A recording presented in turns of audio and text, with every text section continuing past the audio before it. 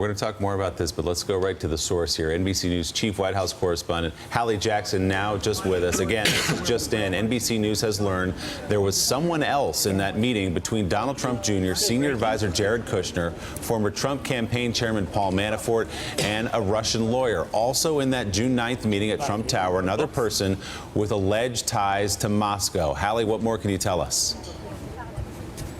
So here's what I can tell you. NBC News is not naming this man, but we have learned that some U.S. officials suspect him of having ties to Russian intelligence. That is something that he denies. This is the latest twist in a story that has dogged the president in Paris. He's on his way back home to Bedminster, New York now, where he'll spend the weekend after being forced to confront the Russia-related controversy here in France. The body language between the two of them. This morning, a major revelation about that meeting between Donald Trump Jr. and a Russian lawyer during the campaign aimed at getting dirt on Hillary Clinton. Now, NBC News has learned more about who else was in that room.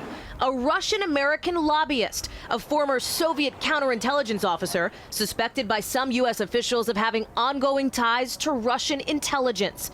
NBC News is not naming that lobbyist, who denies any current ties to Russian spy agencies. His presence likely to be of interest to investigators. The lawyer, Natalia Veselnitskaya, acknowledged to NBC News she was accompanied by someone but declined to identify him.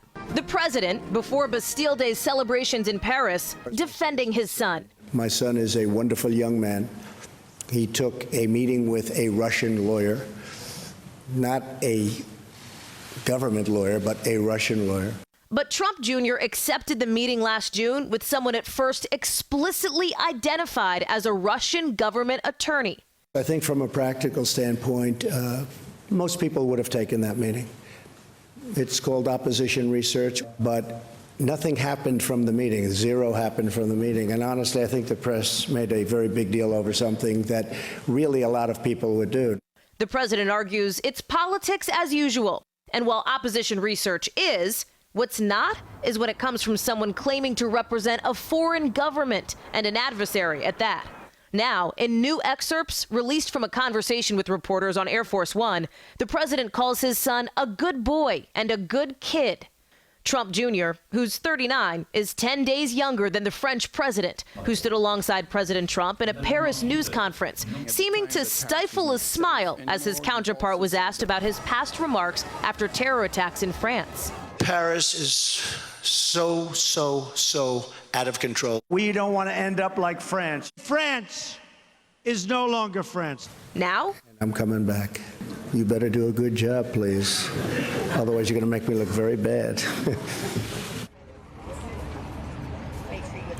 So let me get to that exclusive reporting of ours this morning, guys. NBC News, we have reached out to all of the individuals, representatives for all the individuals involved initially in that June 9th, 2016 meeting.